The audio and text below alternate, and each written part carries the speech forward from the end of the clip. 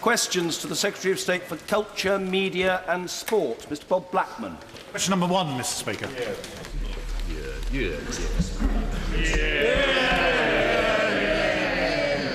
Mr Speaker, my honourable friend will know that bridge is not currently designated as a sport. The High Court will consider a judicial review on the definition of sport from the English Bridge Union in September, to which the Government will respond accordingly. Bob Blackman. Thank you, Mr Speaker, and I welcome my honourable friend to her place. Her prowess on the football field is well known, but it is the question of mind sports that I wish to address. At the moment, Sport England refused to fund bridge, chess, go and other mind sports, and her predecessor was investigating this. Could my honourable friend actually update us on what progress has been made to ensure that Sport England do recognise mind sports for their ability to train the mind? I'm very grateful to my honourable friend for his kind words. As he quite rightly said, that Sport England at the moment does not recognise the term mind sports and does not provide funding to games such as bridge or chess. As I mentioned in my earlier question, the High Court are considering a judicial review in the definition of sport from the English Bridge Union, and I recognise that many of these games are enjoyed by many people and that the mental agility required in this activity can help with conditions, bringing many real health or wellbeing benefits. I therefore suggest to my right honourable friend that if he'd like to seek funding support for these games, that he perhaps does so through the Departments of Education or Health. Mr Alex Chalk. Number 2, Mr Speaker.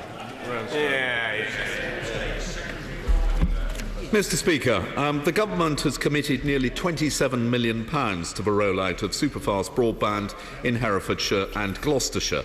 This should take superfast broadband coverage to an additional 130,000 homes and businesses across the 2 counties, providing almost 93% coverage by the end of 2017. SMEs in Gloucester and Cheltenham are now eligible for a grant of up to £3,000 to improve their broadband connectivity under the Broadband Connection Voucher Scheme. Mr Alex Chalk. I thank the Secretary of State for his answer. There are, nonetheless, a significant number of homes and businesses in Cheltenham that fall between 2 stools. That is not apparently sufficiently rural for Fastershire to see fit to step in, but too rural for commercial providers to consider it viable to extend broadband provision. Will he meet with me to discuss how we can help those stuck in limbo and cut this Gordian knot?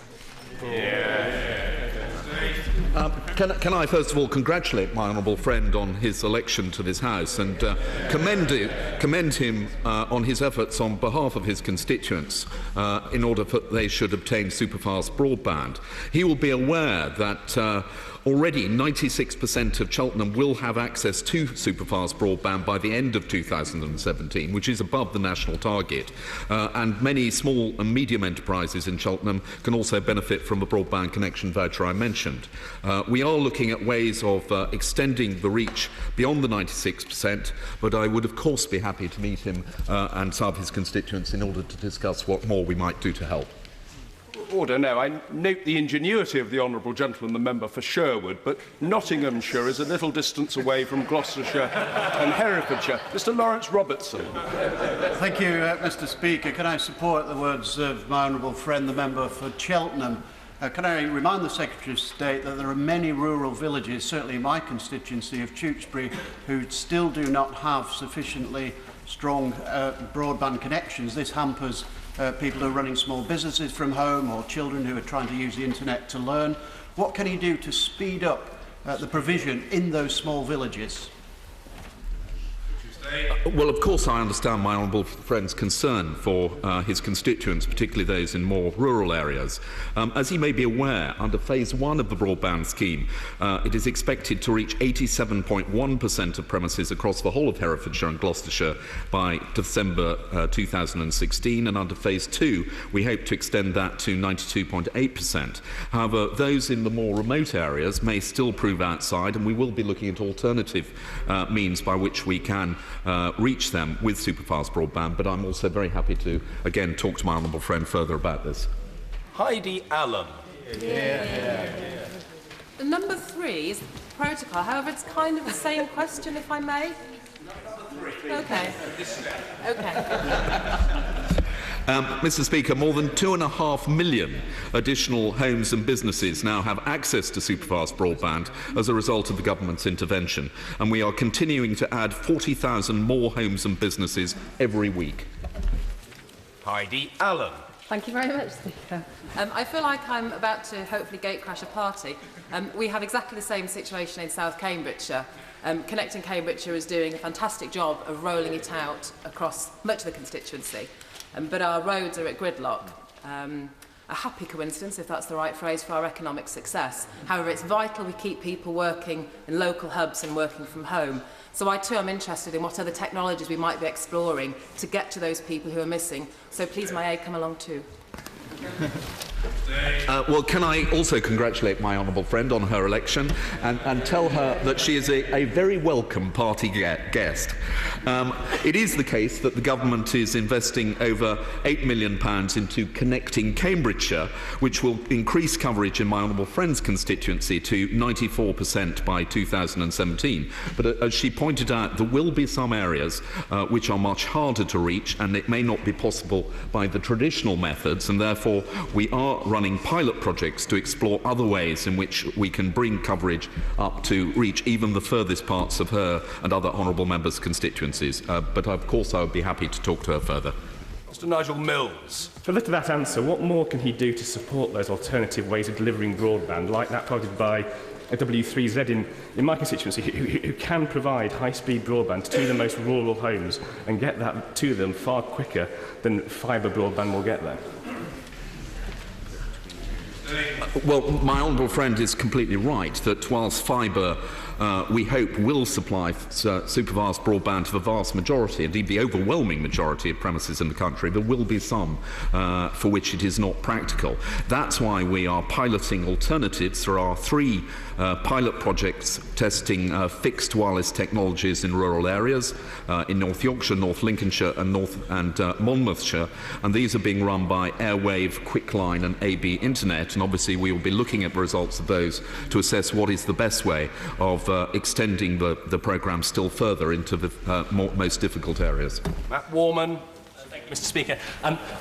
One of the issues that remain for the people who are not going to get superfast broadband via fibre is that it's very hard to find out from BT or from local councils that they are definitely not going to get it. Our programme has made remarkable progress, but would the Secretary of State like to see BT and local councils providing much greater clarity to communities so that they can explore other technologies such as microwave or Wi-Fi or satellite?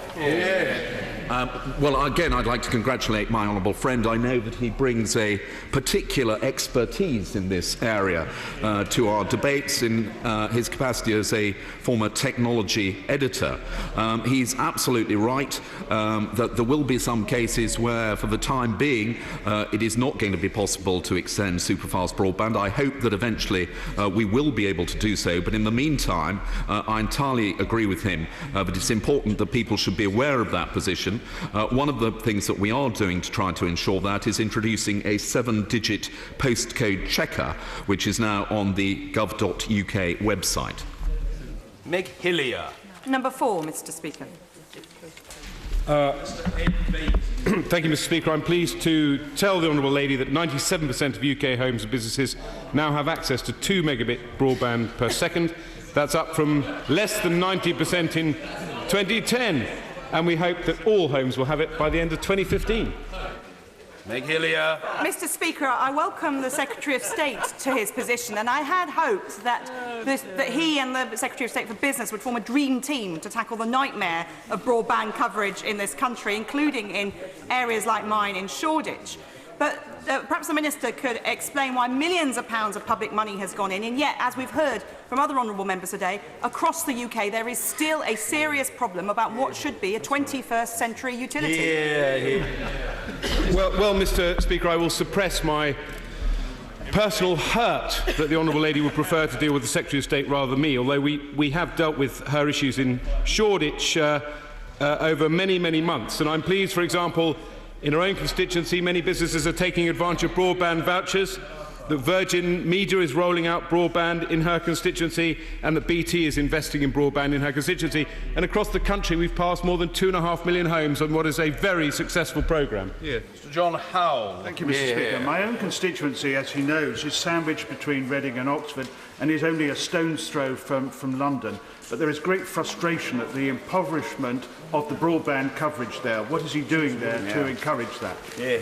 Minister. Well, I received the other day an email of congratulations from one of the honourable gentleman's constituents thanking me for the broadband that is being delivered to his constituency. And as his next-door neighbour, I know that Oxfordshire Broadband is doing a fantastic job in rolling out to thousands of homes across Oxfordshire. Mr Andrew Gwynn. Thank you, Mr Speaker. Can I say to the Minister it would be quite nice to have a decent internet access from these back benches from time to time, but given that we're talking about universal broadband in the country, can I just implore to the Minister that whilst that is very important for many of our constituents, there's still a large number that do not have any digital access whatsoever, and with the closure of libraries and other public facilities where there is digital access, there is a real social exclusion issue developing in parts of the country. What more can he do to make sure that all of our constituents have access to digital technology? Well, I'm sure, Mr Speaker, you've taken note of the honourable gentleman's comments about Wi-Fi in the chamber. Digital inclusion will form part of our new digital implementation task force, and I'm very pleased that at the end of the last government we set aside more than £7 million to put Wi-Fi in libraries, because I agree with the honourable gentleman, we need as many community spaces as possible where people can access the internet. Mr Damien Green. Thank you, Mr Speaker. The Minister will have got the point from the last 10 minutes of exchanges that decent broadband speed is now a utility expected in every household, like running water and electricity. How effective does he think the current programme is being in filling in the gaps, which particularly in rural areas make it almost impossible for people to set up successful businesses where they're most needed? Right. Well, as I've already said, Mr Speaker, I think the programme has been very successful. We've passed more than 2.5 million homes. By the end of 2015, we should have 90% super-fast broadband coverage in the UK, which compares well with almost every other country and puts us, in fact, at the top of the tree of the big five in Europe. Goodman. Thank you very much, Mr Speaker. Honourable members are absolutely right. This is a problem. As I recall, there was a big underspend, 75 million, on the Super Connected Cities programme. Would the Minister like to reallocate this to speed up broadband rollout? I offer him this idea, free, gratis and for nothing. Well, I'm extremely pleased to have a free, gratis and for nothing suggestion from the second candidate for the chairmanship of the Public Accounts Committee that's participated in this debate, and I suspect whoever wins that chairmanship will want to investigate broadband and will take note that the Super Connected Cities voucher scheme has now taken off like a rocket, with 24,000 businesses now benefiting, and in fact we're going to spend the money by the end of this year. Sir Alan Hazelhurst. Whilst I rejoice for the people of Cheltenham who may be reaching coverage by 2017 of 96%, the town in which I was educated, I have to worry about the people of my constituency and other parts of rural Essex, where, as my right honourable friend the member for Ashford has just said, there are now serious gaps, and the way business is being done in this country now, people are spending part of the time at home, let alone the farming community. The government is insisting on so much information being provided through high-speed broadband that it is absolutely essential that we accelerate the programme. Well, I hear what my honourable friend says, and as I say, as part of the work of the Digital Implementation Committee, we will be looking at ways we can accelerate what is already an extremely successful programme. Mr Simon Burns. Number 5, sir.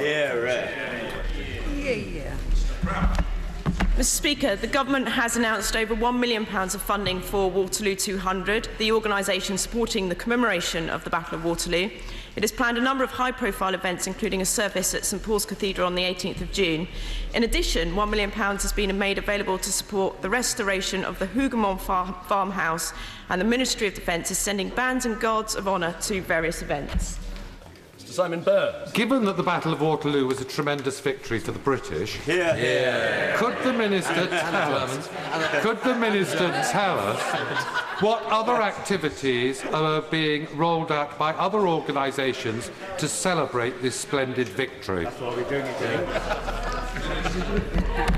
Mr. Speaker, I'm sure my honourable friend would agree with me that this has been an exciting project, and in addition to the service at St Paul's, Waterloo 200 has planned an education programme in 200 schools, introducing children to the history of battle and a descendants campaign.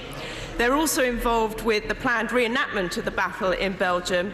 In addition, there are a number of exhibitions taking place in the United Kingdom and Europe, and I'm pleased that many of these events have benefited from heritage lottery funding.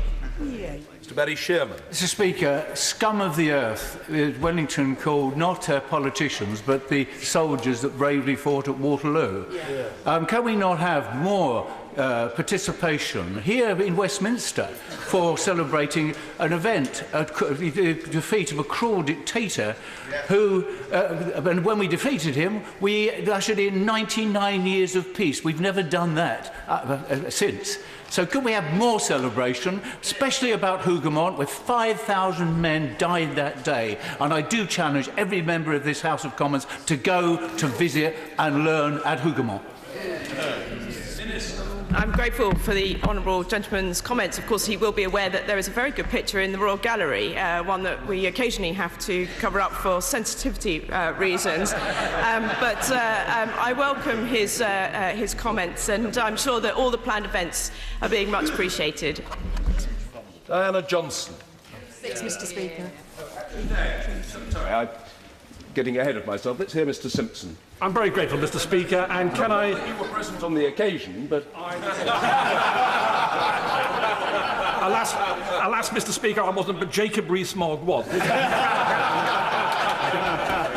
I congratulate my honourable friend on her appointment, and can I ask her what we are going to do to celebrate the 2/3 of the Duke of Wellington's army that were in fact not British. 36% of His Grace's army were British, of whom 1/3 were Scots and Welsh. The Scots were fighting for the Union, but 45% were in fact Germans, not Prussians. They were Hanoverians and others, and I think we should give credit to what at the end of the day was the first NATO army.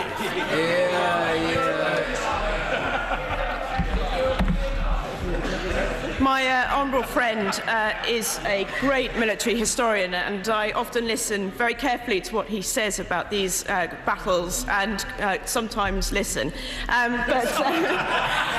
But he will know that obviously this is an event that took place with coalition, and there are events across Europe being planned, and we are working with various governments across the whole of the European Union.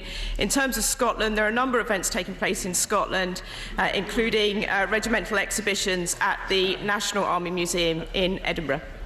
Diana Johnson. Number 6, Mr. Speaker. Thank you, Mr. Speaker. We strongly support the fair distribution of funding for culture and arts across the country, and indeed in Hull last week the Chief Executive of the Arts Council announced that the amount of lottery funding going to bodies outside London would increase from 70% to 75%. Anna Johnson. Can I first of all congratulate the Minister on his reappointment, but I also want to refer to what Darren Henley said in Hull last week, on the 28th of May. He said this: if local authority funding is widely withdrawn, there will be little or limited funds can achieve and no net gain to our increased investment of lottery money outside London. It will be in vain. So as the Minister has mentioned that Hull is the UK City of Culture in 2017, but we've lost already 1/4 of our funding to the Council, does the Minister really think that we're going to see any progress on closing the unfair disparity in funding between the North and London? Well, I think her point is well made to Labour councils up and down the country, that they should maintain their investment in culture instead of withdrawing it. It's a partnership. It's a partnership, which is why the Chancellor of the Exchequer was pleased to give the Ferrens Gallery in Hull £1.5 million to help them host the Turner Prize, but that's accompanied by local authority investment of £3 million. So the message to all those Labour councils is support your local arts organisations, particularly the honourable gentleman's opposite. Graham Stewart. Thank you, Mr. Speaker. It is indeed good news that the Turner Prize is going to be presented in Hull. It's a prize that's not always popular on all sides of this House, but what more can the government do to encourage other events such as that to take place to support Hull as the City of Culture, and what more can the government do to ensure that Hull benefits from Hull being the City of Culture in the long term? Well, I know that my honourable friend who's standing to be the chairman of the Culture, Media and Sports Select Committee is an aficionado of the Turner Prize as well as many other cultural events. He will know, and I don't need to tell him, that London Derry benefited from a huge range of events from the BBC and from other cultural organisations, and I expect Hull will benefit in the same way. Sure. I'm sorry the Secretary of State isn't answering this question, because only a couple of months ago he was the author of an excellent report as chairman of the Select Committee highlighting the scandal of the imbalance in funding for the English regions compared with London. So now he's in a position to implement it. Will he? Well, I'm afraid, Mr. Speaker, this is the second time that members on the benches opposite have asked for the Secretary of State to respond, and unfortunately they have to put up with me, and I apologise for that. But let me say that I'm very pleased that the Chief Executive of the Arts Council took note of the excellent report put forward by the Select Committee. And as a member of that Select Committee, the Right Honourable Gentleman should be aware that civil servants now pore over these reports as though they are now sacred texts. Number 7, please, Mr. Speaker.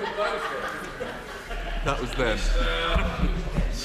It is, I'm afraid, me again, Mr. Speaker. But this is a very serious subject. I mean, we are obviously deeply concerned about the destruction of the cultural heritage in Syria and indeed in Iraq, and discussions are taking place across government to ensure that we do take up a joined-up approach towards these absolutely horrific acts of cultural vandalism.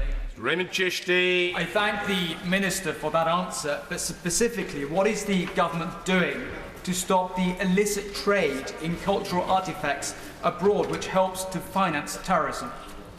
My honourable friend's point is absolutely right. We do have to stop the illicit trade, so we work with partners in the global coalition to put in place international sanctions to prevent the illegal trading of Syrian and Iraq antiquities. We also have a very effective legal framework to tackle this illicit trade, including specific legislation for antiquities from Iraq and Syria. John Nicholson. Mr. Speaker, sir, can I congratulate the honourable member on his reappointment, and can I ask him what support we can give through our museums, universities and galleries for the protection and preservation of artefacts already removed from those areas under ISIS control?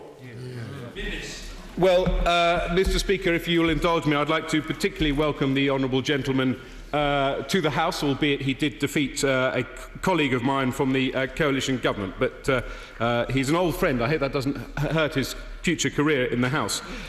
His point is well made, and in particular the British Museum, for example, does lead the way in helping to preserve those antiquities that have been saved from looting, and all our museums, working both with us and with the Department for International Development, will continue this work. David Burrows. In 2008, the Select Committee, we've heard a bit about them before, welcomed the Cultural Property Armed Conflicts Bill and considered the ratification of the Hague Convention would strengthen our commitment to the protection of our cultural heritage. 7 years on, with cultural heritage pillaged at alarming rates, and also with the EU directive due to be implemented by the end of the year, when will the government get on with it?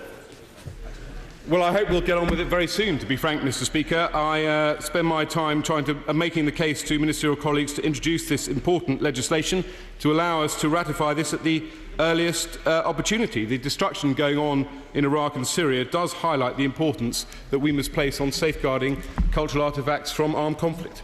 Mr. Robert Jenrick. Thank you, Mr. Speaker. Well, can I just simply echo the comments we've heard a moment ago? The two foundation stones that everyone who campaigns on this issue agrees with for the UK to have credibility are, firstly, to ratify the Hague Convention, and secondly, for the government to put some money where our words have been for many years by creating something like a cultural protection fund to protect and support the brave men and women on the ground under the auspices of great institutions like the British Museum. Well, I agree with both of those points, Mr. Speaker, and I will happily work with my honourable friend on this. And may I just say that he's been an absolutely first-rate advocate on this issue over the last few months. TC Davis. Question 8, Mr. Speaker. Minister. Well, Mr. Speaker, may I congratulate my honourable friend on increasing his majority as part of the best result for the Conservatives in Wales for more than 30 years. It truly is a fantastic achievement, which I know the House will want to take note of. And may I also say that this government is committed to supporting the Welsh language and culture in partnership with many bodies, including, of course, Welsh language programming with S4C. Mr. David T.C. Davis. Mr. Speaker, the Minister will no doubt be aware that the National Eisteddfod is the biggest Welsh language cultural event in the world and is next year coming to Monmouthshire. Given the fact that Welsh is derived from Old Brythionic, which was spoken across the whole of what is now the United Kingdom, and as he's mentioned, his role in funding Welsh language television, would he or one of his colleagues perhaps consider an invitation to come and visit the National Eisteddfod in my own constituency of Monmouthshire next year? Mr. Speaker, I gather my honourable friend is now one of 7 Davises sitting on our benches, but for me he will always be primus inter Davises, and if I get an invitation from him, I will certainly accept. Liz Saville-Roberts. Diolch yn fawr, Mr. Llefarydd. Thank you very much, Mr. Speaker. His department provides nearly £7 million to S4C. This is down 93% since 2010. When will the government announce its financial intentions for S4C so that the channel can move ahead with commissioning? Well, I think I'd better put that point in context, Mr. Speaker, because, of course, a large part of the funding for S4C, some £74 million, comes from the BBC. So S4C is extremely generously funded, and unlike many other media organisations, it has secure funding going forward. And also the Secretary of State, the Right Honourable Member for Basingstoke, when she held that office, ensured that S4C was preserved from any cuts when we had to make cuts. Diolch yn fawr, Llywydd. Thank you, Mr. Speaker. The government's handling of the finance and governance of S4C during the last Parliament was an unmitigated disaster. They failed to listen to any elected representatives in Wales.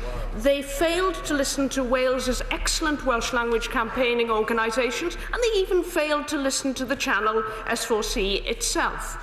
Can we have a reassurance, because he couldn't possibly be any worse, can we have a reassurance from the Minister that when it comes to the renewal of the BBC Charter, proper measures will be put into place to protect the Welsh language and protect Welsh language broadcasting this time around?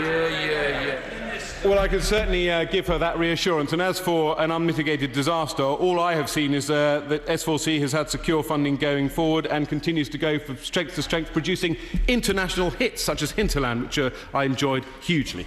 Andrew Rosindale. Number 9, Mr. Speaker. Mr. Speaker, you and indeed my honourable friend will be aware that the state opening of Parliament is a designated day for flying the Union flag on government buildings, but not for Parliament Square. The ceremonial arrangements for the state opening of Parliament are a matter for the Palace of Westminster and the Earl Marshal, and any changes cannot be made without their approval. Andrew Rosindale. I thank the Minister for her reply, but will she assure the House that never again will we have the shameful spectacle of empty flagpoles in Parliament Square for the state opening of Parliament on the arrival of Her Majesty the Queen?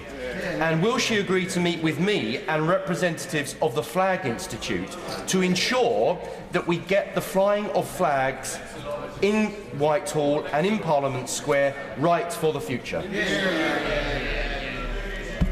I know my honourable friend is a great expert on these matters, and I have to say that the Secretary of State and I have some sympathy with his views on the state opening of Parliament. I've therefore asked my officials to raise this issue with the Earl Marshal to look into the possibility of flying the Union flag on the square for future state openings and to establish what the associated costs would be.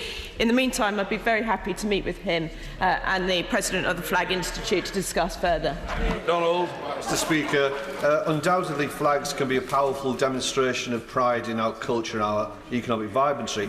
Would the Minister agree with me that companies who fear an exit from the EU should be encouraged to fly the European flag to demonstrate their commitment to the single market, together with the Union flag, which they might replace on St George's Day with the English flag, on St Andrew's Day the saltire, on St David's Day the Air Dragog, and on St Patrick's Day the tricolour? I'd like to say that I'm grateful to the honourable gentleman for raising that question, but that would not be true. Designated days for flying the Union flag are decided by Her Majesty the Queen, and any changes to designated days are for Her Majesty to make, and therefore that would be an issue for the Department to discuss with Her Majesty. Applicant. Question 10, sir. Mr. Speaker, I have no present plans to meet with FIFA officials at this stage. However, I did meet both the Chairman and Chief Executive of the English FA yesterday, and I intend to keep in close touch with them on this matter and indeed in other matters relating to football in this country. Applicant. Well, my right honourable friend might like to, first of all, thank the Americans for finally exposing the corruption in FIFA that we've all suspected has been endemic for the last 10 or 20 years. But can I ask my right honourable friend, will he speak with his colleague, the Foreign Secretary, to see whether there can be a reanalysis with Qatar as to whether the World Cup should be held there, and precisely what our relationship should be with FIFA, because Blatter's departure is not going to mean that corruption necessarily has ended? Well, I agree with my honourable friend. In order to achieve the reforms that all of us believe are vitally necessary in FIFA, the first requirement was a change in leadership. We have now obtained that, but that is the beginning of the process, certainly not the end of it. And it is for the football associations of the home nations to work with other football associations who are equally determined to see change in order to ensure that the new leadership is properly committed to achieving those changes. With relation to his second question relating to Qatar, that is a separate matter. He will be aware that the Swiss authorities are continuing to investigate the bidding process which resulted in the decision to give the 2018 Games to Russia and 2022 to Qatar, and we wait to see the outcome of those investigations. Thank you, Mr. Speaker. Can I welcome the Secretary of State to his new post, and also the new Sports Minister. The investigation into FIFA will go on, but the fight for its heart and soul will now start, that Sepp Blatter has announced that he's standing down. Mr. Speaker, I wonder about these people at the top of FIFA as to whether they've actually been to a football match where they bought their own ticket, or whether they've actually followed a football team week in and week out, or whether they've pulled on a football shirt and actually ever played in a match. And we really need to get rid of these people at the top of the game. So I wonder if the Secretary of State can tell us, is he satisfied that government agencies that are investigating the possibilities of corruption involving UK financial institutions have all the resources that they need, and that they are doing all they can to root out any criminal activity that may have taken place? And can he say also that just exactly what he can do to ensure that we root out corruption in FIFA to ensure it doesn't continue in the future? Well, on those two questions, in the first instance, it is obviously a matter for the Serious Fraud Office and other investigatory bodies in this country. But I have spoken to the Attorney General about this. We will, of course, ensure that all the resources necessary to carry out a thorough investigation are available to those bodies, and we will work closely with the Swiss and the American authorities who are in the lead on this matter. In relation to the reforms necessary in FIFA, as I've said, we are absolutely committed to working through the FA and other football associations to ensure that the new leadership of FIFA is utterly committed to carrying out sweeping reforms which are so obviously necessary. Order. Topical questions. Richard Graham. Number one, please, Mr. Speaker. Mr. Speaker, this has been a turbulent week for football, with the allegations of corruption eventually leading to the long overdue resignation of Sepp Blatter, and there have obviously been continuing revelations even today. However, this weekend, we once again get to concentrate on what makes the game great, as the Women's World Cup kicks off in Canada. And I'm sure I speak for everyone here, even some of the newly elected members opposite, when we all wish England the very best of luck ahead of their first game on Tuesday. Richard Graham. Mr. Speaker, could I congratulate the Secretary of State on his response to and leadership on the governance crisis at FIFA, which, by the way, is in stark contrast to the efficient arrangements for the world's third largest sporting event, World Cup Rugby, coming soon to great venues like Kingsholm in Gloucester. Should FIFA decide in their wisdom that the Winter World Cup proposed in Qatar should not go ahead, could my right honourable friend confirm that our nation would be in a position to host it here? Well, can I first of all join my honourable friend in looking forward to the Rugby World Cup, which I think is something a large number of members of this House are anticipating with eager excitement. However, on the second question he asks, in terms of the decision to hold the 2022 World Cup in Qatar, that is obviously something which we're watching the investigation, but at the moment it is that decision stands. If it were decided to change that, I think, as the chairman of the English FA observed, if Russia hosts the World Cup in 2018, it does seem very unlikely that another European country would host it in 2022. But obviously, if FIFA came forward and asked us to consider hosting it, we have the facilities in this country, and of course we did mount a very impressive, if unsuccessful, bid to host the 2018 World Cup. Brevity is of the essence. We've got a lot to get through. I hope people will take note. Chris Brown. Say that before I start, Mr. Speaker. And you know about shortness, don't you? I've already welcomed the new Secretary of State, but I do very warmly welcome the new Sports Minister. I liked her predecessor enormously, I must say, but when she was appointed, I just wanted to run around and give her a hug. So I'm very pleased. And it's a delight to see the new Arts Minister in his place, who looks remarkably like the old Arts Minister, except he's lost his beard. And maybe that was how he got through and managed to survive. But honestly, it's a delight to see him in his place. No, he doesn't get a hug, but if he really wants one, he can ask for one later. And you can as well. With the news... Easy, Tiger. With the news... Sorry, Mr. Speaker. With the news from Chuck Blazer and Jack Warner, isn't it increasingly evident that FIFA is a stinking sink of corruption and it's polluted everything that it's touched? Would it now not be wholly inappropriate for any money to pass from the UK broadcasters in respect of 2018 or 2022 unless and until Blatter has actually left, rather than just declared that he's leaving, FIFA is reformed and the 2018 and 2022 bids are rerun? Well, can I thank the honourable gentleman and welcome this love-in that is taking place between the two front benches, but I'm sure it won't last. But nevertheless, it is very welcome. In terms of the question he asks, I share his astonishment that even today the new claims being made by Jack Warner, this whole saga becomes more murky and distasteful by the day. With regard to the World Cup, however, as I said earlier, it is a separate matter and we wait to see the outcome of the investigations. If there is evidence that the bid process was corrupt, then I think the case for rerunning it is very strong. However, if the World Cup goes ahead, then I think it would be unfair to tell English fans and indeed fans of the other home nations, if their sides qualify, that they would not be able to watch their sides compete in the World Cup because the broadcasters weren't going to purchase the sports rights to cover it. I think it is a separate matter. The important thing is that we get this cleared up long before we actually get to the World Cup in 2018. But the equally important thing is that we speed up. I do not want backbench members to lose out. A very brief exchange, please, between the two front benches now. Mr. Chris Bryant. Right. Talking of the licence fee, when the Secretary of State was chair of the committee, he said that he should get on, that they should get on with charter renewal as fast as possible.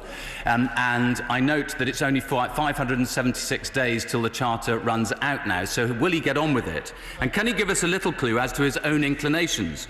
He was Mrs. Thatcher's toy boy and Norman Tebbett's special advisor. He calls himself a free market conservative, and like Nigel Farage, thinks that it is debatable whether the BBC should even make Strictly. He says the licence fee is worse than the poll tax, but I think he always supported the poll tax. So is Auntie safe in his hands? Well, I'm pleased that normal service has now resumed between the front benches. In terms of the BBC licence fee and the charter renewal process, he's absolutely right. It is a tight timetable. However, I'm hoping that we will be able to renew the charter on time by the end of 2017. And as for the licence fee, he'll have to await our conclusions, but I would say that I very much agree with him when he observed that elements of the licence fee are regressive because everyone has to pay it, and so it falls as a greater percentage of the income on the poorest people. Vickers. Thank you, Mr. Speaker. Cleethorpes is a thriving, successful seaside resort, but additional help is always useful. Can the Minister outline what support the government intend to give to our seaside resorts? Minister.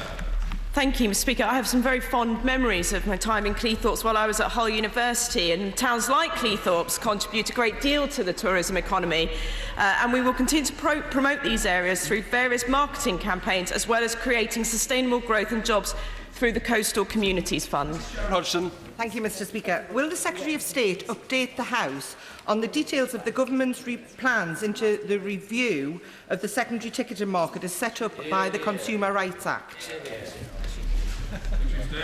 Well, I am, of course, aware of the Honourable Lady's long-standing interest in this matter. She and I share a determination to ensure that fraudulent ticket sites are cracked down upon, and measures have already been taken to do that. She's absolutely right to refer to this statutory review, which was set up as a result of the legislation. That has to report within a year, and we will await its findings with considerable interest. DC Davis. Will my right honourable friend ask the BBC why they won't give any airtime to the many scientists and other eminent people who have doubts about the so-called consensus on climate change?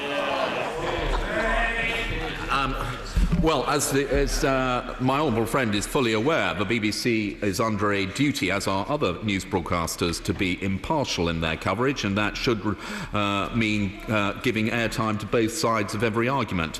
I do not wish to interfere in the editorial independence of the BBC, which is something that I think all of us value, but nevertheless, I'm sure they will have heard my honourable friend's remarks. Sir Jim Cunningham.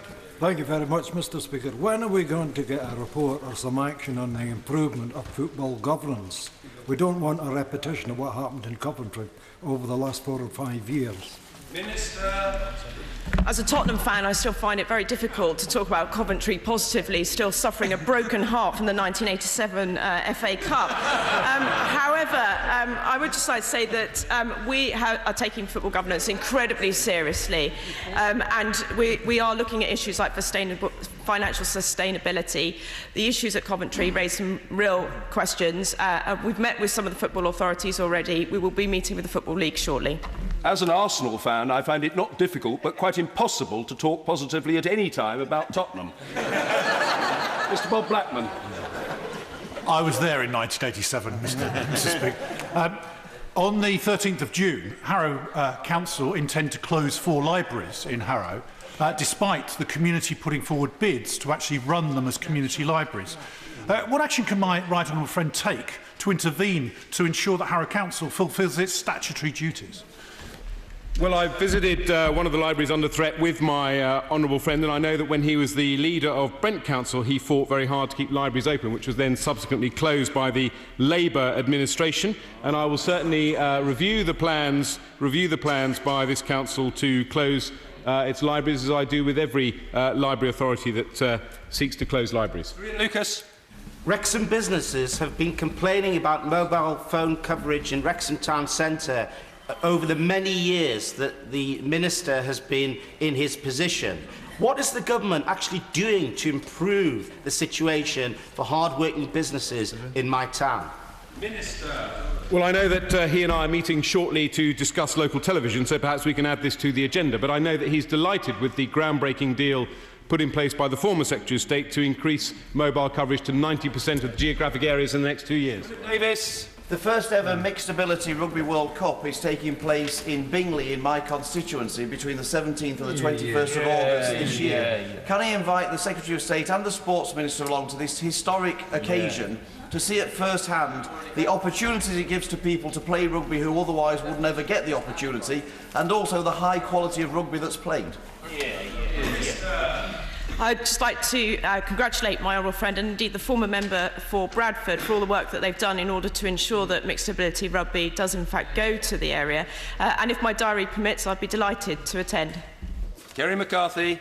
Thank you, Mr. Speaker. Is the Minister aware of the campaign by the Writers Guild, Free is Not an Option, which is based on a survey that found that increasingly TV writers are being asked or being pressurised to write their scripts for free, even when they're established writers who've previously written for the same show? What can we do to ensure that creative work is valued in the same way as other work? Hear, hear. Well, I am aware of the campaign. It's a very important campaign. I find it absolutely astonishing that many of these independent production companies, which make millions and millions of pounds, can't be bothered to pay people who contribute to their work a decent wage, and I'll certainly work with her to encourage them to do so. This is Maria Miller. Mr. Speaker, fast internet connections are fast becoming a necessity, not a luxury. Should other local authorities follow the lead of Hampshire, who've called for all new homes in the county to have superfast broadband built in from day one as part of planning consent?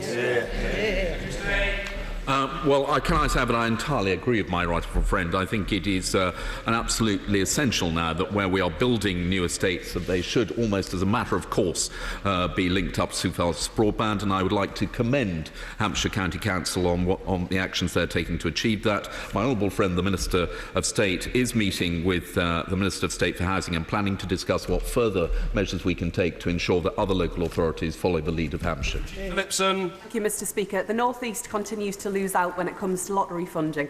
What will ministers do to ensure there is greater transparency around the National Lottery, excuse me, so that we can keep up the pressure to shift money out of London to the regions? Since the National Lottery was formed, it has raised over £33 billion for good causes and made over 450,000 grants across the UK. I'd perhaps like to reassure the Honourable Lady that 70% of all grants have been awarded outside London and the South East. Suella Fernandez. Thank you, Mr. Speaker. Kern Limited, a fair and business providing packaging systems in my constituency, was one of the first local businesses to take up the Connections voucher scheme. What plans are there to make an assessment of the effectiveness of the scheme? Well, I'd like to congratulate Kern Limited in my honourable friend's constituency on benefiting from the scheme, along with the 24,000 other businesses across the whole of the UK who have similarly benefited. It has proved an extremely popular scheme, and it is for that reason why we are extending it to 28 more cities and increasing the budget by £40 million.